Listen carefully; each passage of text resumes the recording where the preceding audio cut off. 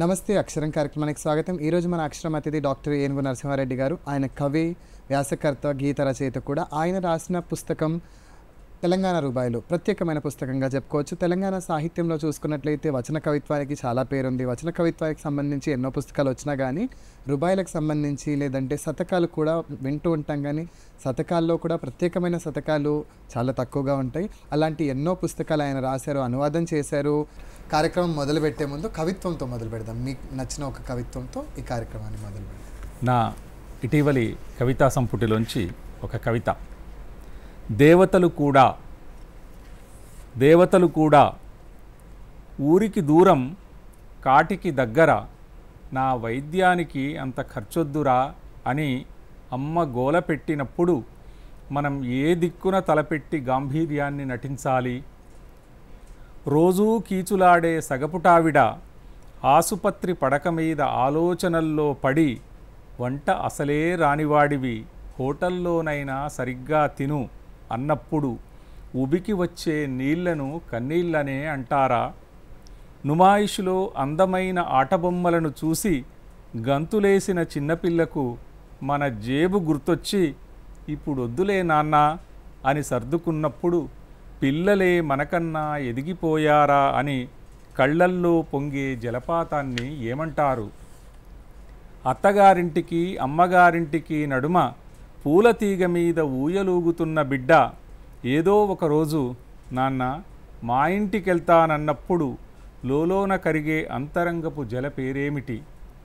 అన్నిసార్లు కష్టాలే మనల్ని కరగదీస్తాయని చెప్పలేం. దేవతలు కూడా సమయానుసారంగా మనల్ని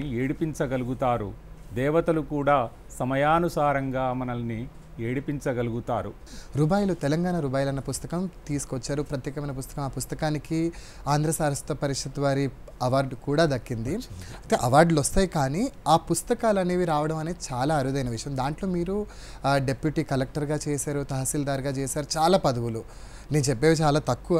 సో అసలు ఆ టైం బ్యాలెన్సింగ్, ఈ ప్రక్రియ గురించి అసలు తెలుగులో అయితే ఈ ప్రక్రియ చాలా రేర్ అని చెప్పొచ్చు. నాకు తెలిసినంత వరకు నాకు చాలా 2-3 తెలుసు. దీని గురించి మాట్లాడండి. నిజమే, మీరు అన్నది ఏంటంటే తెలంగాణ ఉద్యమం అప్పుడు అందరూ కూడా చాలా ఎమోషనల్గా తమ పనిని నిర్వహించారు. అంటే ఒక కళాకారుడిగా కవిత్వం రాశాడు, రచయిత కథలు నవలలు రాశాడు, చిత్రకారుడు పెయింటింగ్స్ వేశాడు. అట్లా ఆలోచిస్తూ ఉన్న క్రమంలో తెలంగాణ ఉద్యమం నడుస్తూ ఉన్నప్పుడు అన్ని ఫీల్డ్స్లో ఉన్నవాళ్ళు, చివరికి ఉద్యోగులు కూడా తెలంగాణ ఉద్యమానికి మద్దతు పలికిన సందర్భాన్ని మనం మర్చిపోలేము. ఆ సందర్భంలో నేను ఒక 2 ప్రత్యేకమైన పోయమ్స్ రాశాను. తెలంగాణ ఉద్యమానికి సంబంధించి 610 అని ఒక పోయం రాశాను, వచన కవిత. 610 జీవోని అమలు చేయకపోవడం దాని మీద ఉంటుంది అది. తర్వాత వాళ్ళు కష్టపడతారు సార్ అని ఒక పోయం రాశాను. అంటే తెలంగాణ వాళ్ళకి కష్టపడే స్వభావం ఉండదు అని ఒక నానుడి ప్రచారంలో ఉండింది ఎప్పటిదాకా. దాన్ని సెటైర్గా మారుస్తూ వాళ్ళు కష్టపడతారు సార్, మనోళ్ళు సోమరిపోతులు అని ఎత్తుకొని ఆ పోయం నడిపించాను. ఈ 2 పోయమ్స్ బలంగానే పోయినప్పటికీ ఈ పోయమ్స్ కంటే బలంగా తమకు తాము పాటల్ని రాసుకొని పాడిన కవుల స్ఫూర్తి ఎక్కువగా శ్రోతల్లోకి, పాఠకుల్లోకి, ఉద్యమకారుల్లోకి పోయింది అని అనిపించింది. అప్పుడు వచన కవిత్వానికి ప్రత్యామ్నాయంగా పాడుకునే వీలుండే ఏదైనా ఒక కవితా రూపం ఉంటే బాగుంటుంది, పాట కాకుండా అని అనుకొని పాట కూడా రాశాను. దానికి భిన్నంగా ఏమైనా రాస్తే మన ప్రత్యేకత ఉండాలి కదా, ప్రజల్లోకి పోవాలి కదా అనే ఉద్దేశంతో నేను తెలంగాణ రుబాయిలు అనే శీర్షికతో oneindia.comలో కొన్ని పోయమ్స్, కొన్ని స్టాంజాలు అంటే రుబాయిలు రాశాను. ఆ రుబాయిలు నేను అందులో పెట్టగానే నా మీద విపరీతమైన విమర్శ అంటే వైయక్తికమైన విమర్శ, దాడి లాంటిది ఆన్లైన్లోనే జరిగింది. ఏంటంటే తెలంగాణ ఉద్యమం యొక్క అవసరాన్ని కేవలం వీళ్ళు రాజకీయంగా పుట్టిస్తే ఇట్లాంటి మేధావులు కూడా సపోర్ట్ చేయడం అన్యాయం అనే అర్థంలో రాశారు.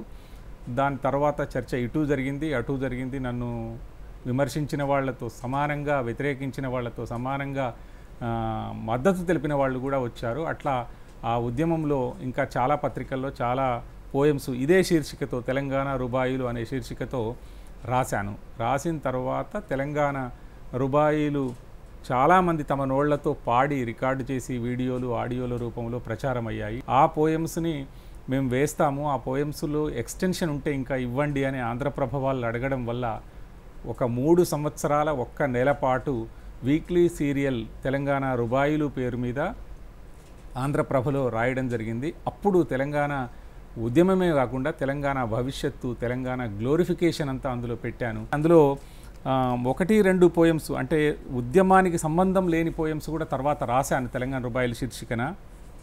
ఇట్లా ఉంటుంది: ఆటలోనే ఉన్న సంగతి గుర్తుకున్నది, ఆదిలోనే ఒప్పుకున్నది గుర్తుకున్నది, వెన్నుపోటే కొత్తగాని యుద్ధమంతా పాతదే, చివరిదాకా పోరుమన్నది గుర్తుకున్నది, చివరిదాకా పోరుమన్నది గుర్తుకున్నది.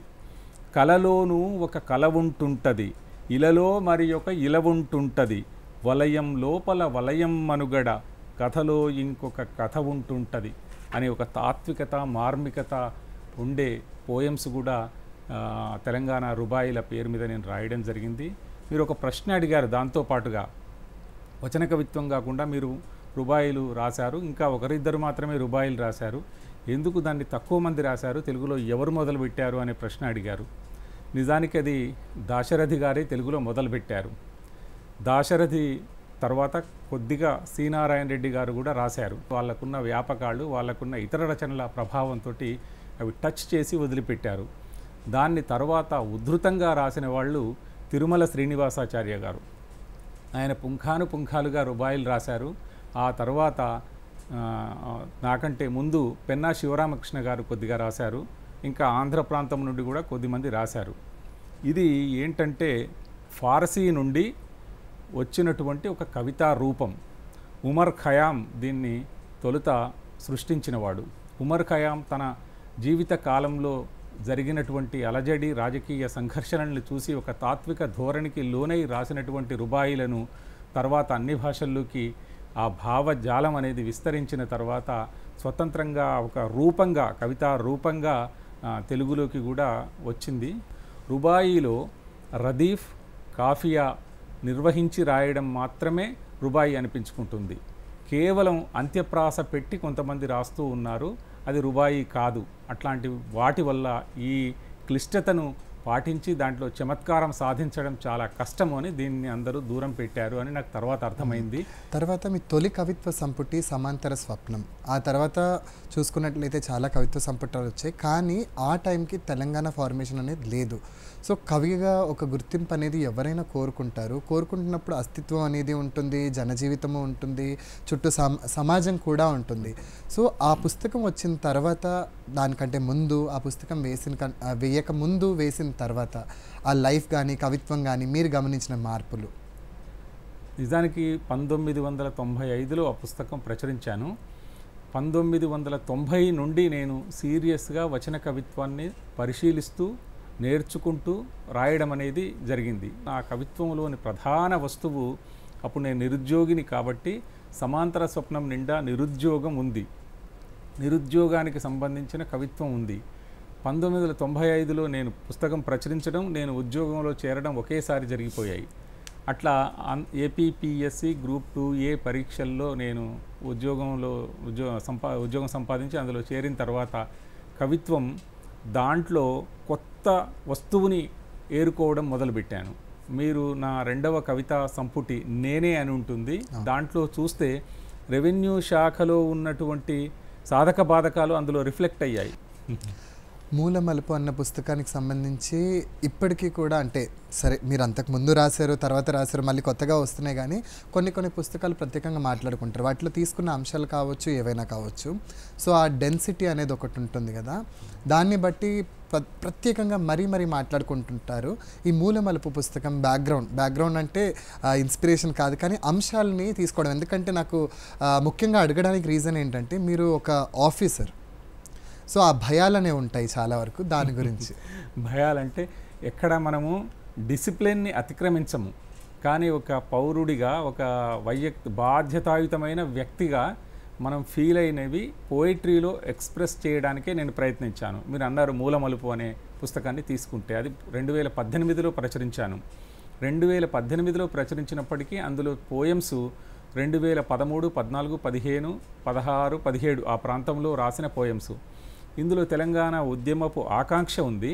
తర్వాత తెలంగాణ సిద్ధించిన తర్వాత 2017లో ప్రపంచ తెలుగు మహాసభ అనేది ఒకటి నిర్వహించిన తర్వాత తెలంగాణ ఆకాంక్షలను నెరవేరుస్తున్న క్రమంలో తెలంగాణ రాష్ట్రము ఒక వైఫల్యం కింద మారబోతుంది అనే ఒక దుష్ప్రచారాన్ని ఎదుర్కొన్న పోయమ్స్ కూడా అందులో ఉన్నాయి.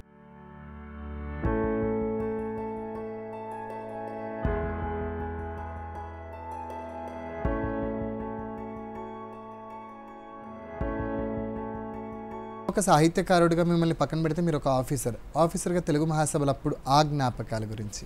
నా లైఫ్లోనే గొప్ప మర్చిపోలేనంత గొప్ప ఎక్స్పీరియన్స్ ఇచ్చినవి తెలుగు మహాసభలు. ఎందుకంటే సాహిత్య అకాడమీ పేరు మీద దాన్ని నిర్వహించాము, పేరుకే సాహిత్య అకాడమీ నిర్వహించింది అని, కానీ మొత్తం ప్రభుత్వ యంత్రాంగం అంతా అందులో కలిసి పనిచేసింది. మేము నిర్వహణ బాధ్యతల్ని చూస్తూ ఉండేవాళ్ళం అంతే. దాంట్లో నాకు వచ్చిన గొప్ప అవకాశంగా నేను భావించాను. నిజానికి ప్రపంచ తెలుగు మహాసభలను సజావుగా నిర్వహించడం కోసం సాహిత్య అకాడమీకి ఒక కార్యదర్శి అనేవాడు, సాహిత్యం తెలిసినటువంటి తొలి కార్యదర్శి తెలిసినవాడు కావాలని నన్ను పెట్టినట్టు అనిపించింది. నేను దాన్ని హృదయపూర్వకంగా నిర్వహించాను. ఒక రకంగా నెత్తి మీద వేసుకొని నిర్వహించాము. రాత్రులు పగలు తేడా లేకుండా ఒక నెల రోజులు కంటిన్యూగా చేశాము. అందులో చాలా గొప్ప ఎక్స్పీరియన్స్ ఏంటంటే ప్రతిభారాయి లాంటి జ్ఞానపీఠ అవార్డు ఒరిస్సా నుంచి పిలిపించి, అంటే ఆమెతో ఫోన్లో మాట్లాడి అట్లాంటి వాళ్ళ 4 5 మేము ఫోన్లో మాట్లాడితే 2 జ్ఞానపీఠ అవార్డీస్ అదర్ లాంగ్వేజెస్ వాళ్ళు వచ్చారు. వాళ్ళందరికీ అకామిడేషన్ చూపించడము, వాళ్ళకి ప్రోటోకాల్ అంటే వాళ్ళకి వెంట మీలాంటి యంగ్ స్కాలర్స్ని పట్టుకొచ్చి వాళ్ళకి అప్పచెప్పామన్నమాట. వాలంటీర్ అంటే వాళ్ళని తీసుకురావడం, తీసుకుపోవడం, సభలో మాట్లాడించడం, మళ్ళీ వాళ్ళు ఫ్లైట్ ఎక్కిందాక వాళ్ళ రెస్పాన్సిబిలిటీ కోసం అట్లా చేశాము. దాదాపు తెలంగాణ, ఆంధ్రప్రదేశ్ నుంచి వచ్చారు, వేరే రాష్ట్రాల నుంచి కూడా వచ్చారు. తెలంగాణలో మాత్రం కవి అన్న ప్రతివాడు అందులో పాల్గొనాలనే ఒక ఉత్సుకతను చూపించే విధంగా ఆ సభలు జరిగాయి. అదొక గొప్ప ఆనందం. హైదరాబాద్ విషాదం అన్న పుస్తకం ఏదైతే ఉందో, ఆ పుస్తకం ఒక ఎత్తు అయితే దాన్ని అనువాదం చేయడం, నిజానికి సరే కవిగా రాణించారు, రుబాయిల రచయితగా రాణించారు, కానీ అనువాదం అనేటప్పటికీ కవిత్వానికి వచనానికి లాంగ్వేజ్లో చాలా మార్పు ఉంటుంది, చాలా తేడా ఉంటుంది. కొన్నిసార్లు అది అకాడమిక్ లాంగ్వేజ్గా మారే అవకాశం కూడా ఉంటుంది. కానీ మీరు అనువాదం చేసిన ఆ పుస్తకం ఇప్పటికీ కూడా హైదరాబాద్ అనగానే దాని గురించి తెలుసుకోవాలంటే ఏనుగు నరసింహారెడ్డి గారు ట్రాన్స్లేట్ చేసిన ఈ పుస్తకం ముందు కనబడుతూ ఉంటుంది మనకి.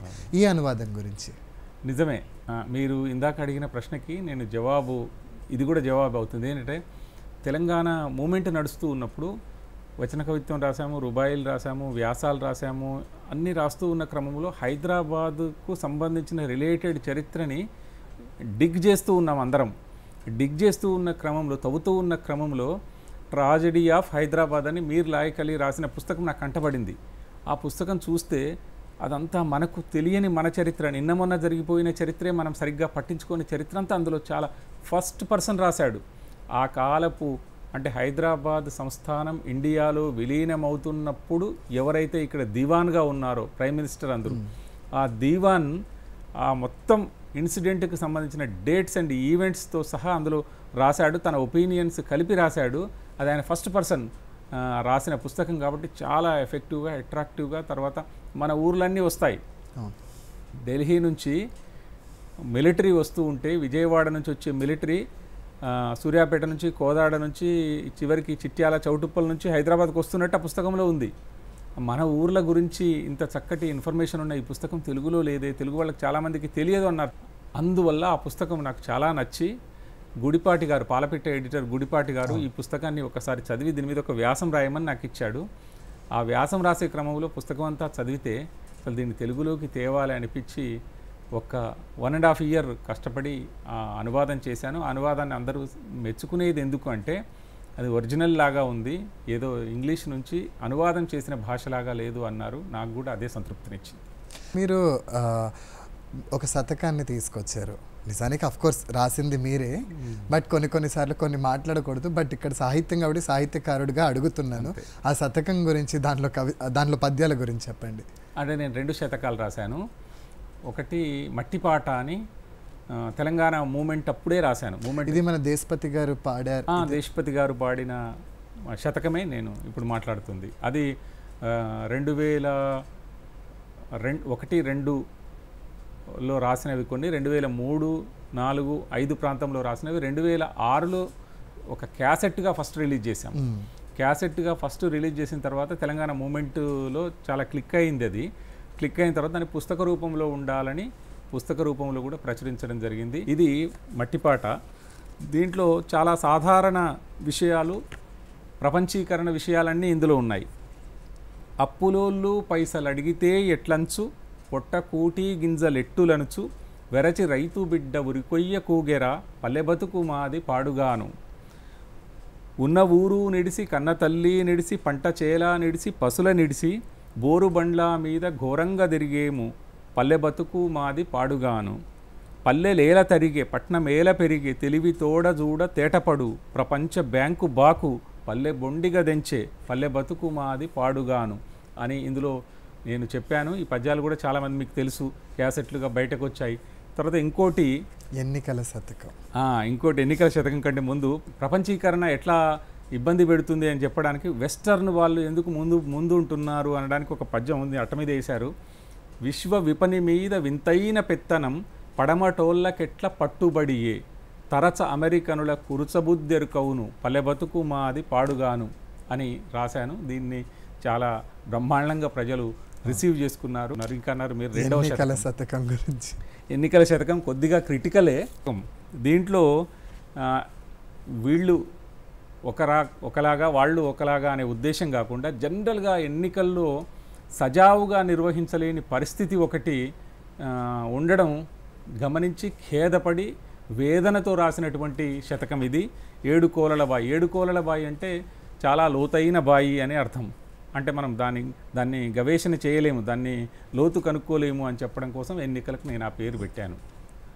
బురదమట్టల టేస్టు అర్థమవు కొందరికి, కొరమట్టలే బెస్ట్ కొందరికిని, నాటుకోడుల కూర సూటవును కొందరికి, లెగ్గు పీసుల బెస్ట్ పెగ్గు నడవ, పీత కూరలు గోరి ప్రీతిగా భుజింత్రు, రొయ్యలే కొందరికి రుచికరమ్ము, మేక మాంసపు కూర మేలైన తల్కాయ, షోరువా మెక్కుదుర్ సొల్లుగారా, నీసు లేకుండా తినుడెట్ల నిక్కరముగా, పూట పూటకు కంసెకం బోటివలయు, ఖీంచు కటులేని దావతును ఎంచుటెట్లు, ధనము లేకుండా పాలిటిక్స్ దండుగనెడు, మాయమాటల హామీల మర్మమెరిగి, గుర్తు లేకుండా ఓటెట్ల గుద్దుతావు, ఓరి ఎంకన్న దోస్తుగా ఒర్లుబోతూ, ఒక్క మాటన్న వినవార తిక్కలోడ అని ఇట్లా ప్రతి పద్యం నడుస్తూ ఉంటుంది.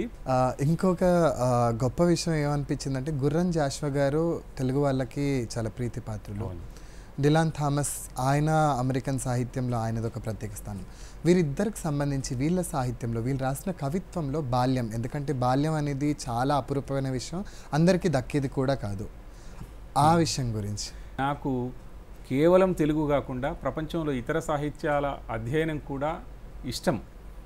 అందువల్ల నేను డాక్టర్ సి మృణాలిని గారి దగ్గర ఎంఫిల్ పిహెచ్డి చేస్తూ ఉన్న క్రమంలో ఎంఫిల్లో Gurram Jashuva, Dylan Thomas childhood మెమరీస్ని వాళ్ళ పోయిటరీలో ఎట్లా రిఫ్లెక్ట్ చేశారు అనేది కనుక్కోవడం కోసం ఎంఫిల్లో నేను తెలుగు ఇంగ్లీష్ కలిపి చేశాను. అందులో గుర్రం జాషువా నా కథ 1, నా కథ 2 అని 2 పద్యాల సంపుటాలు వేశాడు. అంటే వాళ్ళ ఊరు, వాళ్ళ వినుకొండ గురించి, తర్వాత తాను చిన్నప్పుడు ఎదుర్కొన్న సమస్యలు, తర్వాత తన చిన్నప్పటి గొప్ప అంటే మెమరేబుల్ థింగ్స్ అన్నీ అందులో పెట్టాడు.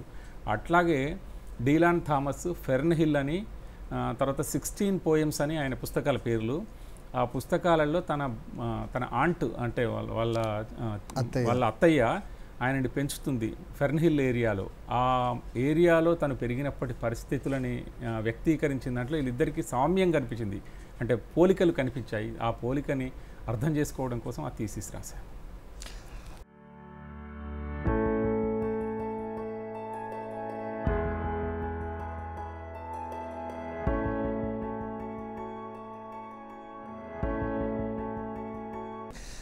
తెలంగాణకి సంబంధించి చాలా వరకు పాటలు ఏవైతే ఉన్నాయో వాటిని కూడా చేయవచ్చు, కానీ ప్రత్యేకంగా జాతీయ ఉద్యమ గీతాల మీద ఎందుకు మీరు వర్క్ చేశారు?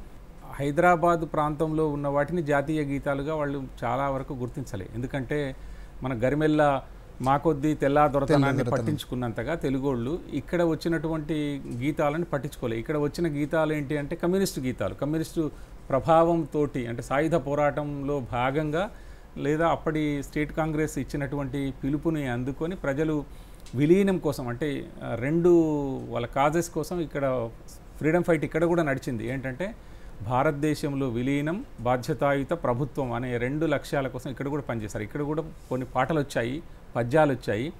వీటిని హైలైట్ చేయడం కోసం నేను చేశాను. మిగిలిన వాళ్ళు ఎవరైనా చేసి ఉంటే వాళ్ళు దీన్ని ఎక్కువగా పట్టించుకునే అవకాశం లేదు. నేను ఇందాక చెప్పిన గరిమెల్ల గీతాలనే అట్లాంటి వాళ్ళనే ఎక్కువ పట్టించుకుంటారు. అట్లా నేను కంపేర్ చేశాను. ఈ కంపేర్ చేసిన తర్వాత హిందీలో అంత పెద్ద ప్రాంతంలో ఉండే భాషలో వచ్చిన దానికంటే తెలుగు, ఆంధ్రప్రదేశ్ అనుకోండి, తెలంగాణ అనుకోండి, ఇక్కడ వచ్చిన గీతాలు మనము రిలేటివ్గా చూస్తే, అంటే పర్సంటేజ్ వైజ్ చూస్తే చాలా గొప్ప గీతాలు మన దగ్గర వచ్చాయని కూడా నేను అందరూ నిరూపించాను. జానపద సాహిత్యం ముఖ్యంగా చూసుకున్నట్లయితే మౌఖిక సాహిత్యం కానీ జానపద. సార్, ఇప్పటిదాకా చేసిన సాహిత్య సేవ, అనువాదము అండ్ కవిత్వం మీద కూడా చాలా వ్యాసాలు కూడా రాశారు. కానీ ప్రస్తుతానికి చూసుకుంటే తెలంగాణలో చాలామంది రచయితలు వస్తున్నప్పటికి కానీ ఇంకెక్కడో ఇంకా రావాల్సింది ఏదో ఉంది, చెప్పాల్సింది ఏదో ఉంది. మీకు ఎప్పుడైనా కానీ అయ్యో ఇంకా ఇది రాలేదు, మన అస్తిత్వానికి సంబంధించి కావచ్చు, మన రాష్ట్రానికి సంబంధించి కావచ్చు, ఎందుకంటే భాష డిస్క్రిమినేషన్కి గురైంది, మన వేషం ఏదైతే వేసుకున్నామో, మాట్లాడే పద్ధతి ప్రతిదీ కూడా డిస్క్రిమినేషన్కి ఎప్పుడు గురవుతూనే ఉంది. ఇప్పుడు ప్రత్యేకంగా మనం దాని గురించి మాట్లాడుకుంటున్నాం, గొప్పగా చెప్పుకుంటున్నాం. మీరు ఒక ఆఫీసర్గా, ఒక కవిగా మీరు ఎప్పుడైనా ఇంకా రావాల్సింది ఉంది, ఇది చెప్పాల్సింది ఉందని ఎప్పుడైనా అనుకున్నారా? అంతరంగం, సమాహార, ఊహల వేదిక అనే 3 విమర్శ పుస్తకాలు వేశాను. వేసినప్పుడు నాకు అనిపించింది ఏంటంటే తెలంగాణలో చాలా వైబ్రెంట్ హిస్టరీ ఉంది మనకు. అంటే తెలంగాణ గురించి ఒకసారి ఆలోచిస్తే 1947 కంటే ముందు ఇక్కడ ఉన్న వెనుకబాటుతనానికి తోడు 47లో అందరికీ స్వాతంత్రం వస్తే మనకు రాలేదు. దానికోసం ఒక పోరాటమే జరిగింది. 48లో వచ్చింది. ఇక్కడ కవిత్వము, కథలు బాగానే వస్తున్నాయి, కానీ చాలా గొప్ప సృజనాత్మకంగా చరిత్రను జోడించగలిగే నవలలు మాత్రము రాలేదని నాకు అనిపిస్తూ ఉంటుంది. ఎవరైనా రాస్తే సాయుధ పోరాట కథని తీసుకొని నవలలు రాయాల్సినటువంటి అవసరం ఉండే. తర్వాత మెర్జర్ టైం పాలిటిక్స్ ఉన్నాయి కదా, అంటే హైదరాబాద్ సంస్థానాన్ని ఇండియాలో కలిపేటప్పుడు జరిగిన సంఘటనలు, చాలా హింస జరిగింది అప్పుడు. అవును, సామాన్య ప్రజలు చనిపోయారు, మిలిటరీ వాళ్ళు చనిపోయారు, కమ్యూనిస్టులు చనిపోయారు, ముస్లిమ్స్ చనిపోయారు.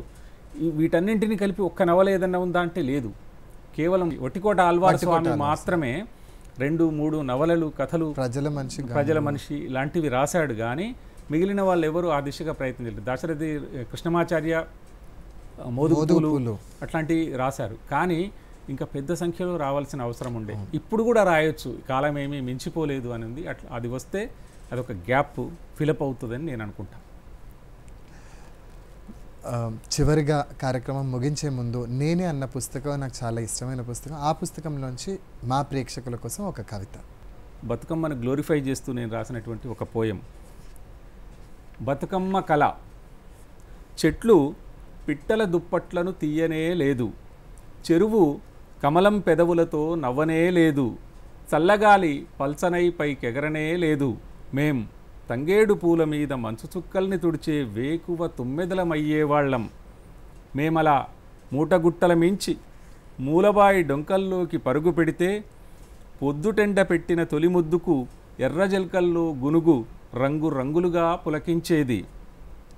బతుకమ్మ దాపకం చీరలో జరీ అంచునైపోదామని ఎదురొచ్చేది రెల్లుగడ్డి, ఒదిగి ముద్దై ఒడిచేరేవి రిల్లలు రిల్లల గడ్డి చేమంతులు.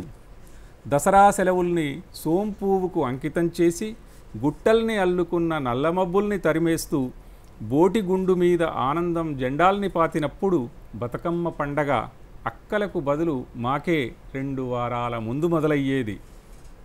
పూలవేటతో పాటు ఏ గుట్ట చెలమలోంచి ఏ నీరొచ్చేది, ఏ గుహాముఖంలో కుందేలు కూర్చుంది, ఏ కొండ చర్యల నడుమ కొలను కోవెలలో ఏ జలదేవత కొలువుంది, ఏం వరమిస్తుంది, యావలు కలలై రాత్రిళ్ళు కనికరిస్తే కొండ కొసమీద దేవకాంతలు ప్రత్యక్షమై బంగారు బతుకమ్మను బహుకరిస్తే చెరువులో వదిలేయ మనసు రాక ఊగిసలాడుతూ మెలకువలోకొచ్చేవాళ్ళం. ఎంగిలి పువ్వుకు సద్దుల బతుకమ్మకు పూల గుత్తుల వంతెన కట్టి పాటల రహదారులను పరిచాకనే కొత్త పెండ్లి పిల్లలు పిండారబోసిన వెన్నెల్లో ఆటల ఆరిందలయ్యింది. చుక్కలు చంద్రుడిపై మక్కువ పడ్డట్లు బతుకమ్మ చెరువుగట్టుకు బారుగడితే ఊరు సమస్త లౌక్యమూ మరిచిపోయి నీలాకాశపు సాయంతనంలో సేదదీరేది. అత్తగారిండ్ల కొత్త చీకాకుల మీద పట్టుచీరల పరవశాల్ని తొడిగినట్లు పాటలో పాటగా పరవళ్ళు తొక్కేవి కాలి గజ్జలు కొత్త గాజులు. కట్టమీద చుట్టుకాముడు నడుమ బతుకమ్మ పగడమై మెరిస్తే ఆట సూదంటురాయిగా మారేది. సీతమ్మ శోకంలో శోకం పెట్టే చప్పట్లు, ఒలిగొండ ఒలిరాజుల వైభోగాన్ని నింగికెత్తే రాగలయలు, పేదల దుఃఖానికి చరమ గీతాలు పాడిన వైతాళికులకు హారతులు. వాళ్ళు జోరుగా పాడితే మా పటాకీలు మరింత జోరుగా, వాళ్ళు పాడడం ఆపితే వెక్కిరింతగా. గాలి చెక్కిలిగా చెంపల్ని తాకినప్పుడు, నాచువాసన ముక్కుల్ని ముంచినప్పుడు, రేయి నల్లని రెక్కల్ని విప్పినప్పుడు ఆట మాత్రం ఆగేది, పాట బాటెల్ల సాగేది. దూరంగా కొండ నింగిని కలిసే చోట సృష్టి లోతుల్ని కొలవాలని పండిన గోరెంటల పరువం మించి నీట వాలి లోనికి జారేది బతుకమ్మ. అలలు పాదాలకు గొలుసులు కడుతుంటే జలస్పర్శకు జంకి నిలువుగానో అడ్డంగానో తలలూపి తప్పని వీడ్కోలు పాటలో తరలిపోయేది. పోయే పోయే గౌరమ్మ, పొన్నాగంటి గౌరమ్మ, తాడులోతు నీళ్ళల్లో తరలిపోయే గౌరమ్మ, మల్లొచ్చే పండుగకు మళ్ళీ మళ్ళీ రావమ్మ. మా ప్రేక్షకుల తరపున ఇంత సమయం ఇచ్చినందుకు ధన్యవాదాలు తెలుపుకుంటున్నాను. Thank you. దూరదర్శన్ మిత్రులందరికీ నమస్కారం. విన్నారు కదండి, ఈరోజు మన అక్షరం అతిథి డాక్టర్ ఏనుగు నరసింహారెడ్డి గారితో మాట్లాడి చాలా విషయాలని తెలుసుకున్నాం. మరో అక్షరం కార్యక్రమంలో మరో అతిథితో కలుద్దాం. అంతవరకు సెలవు.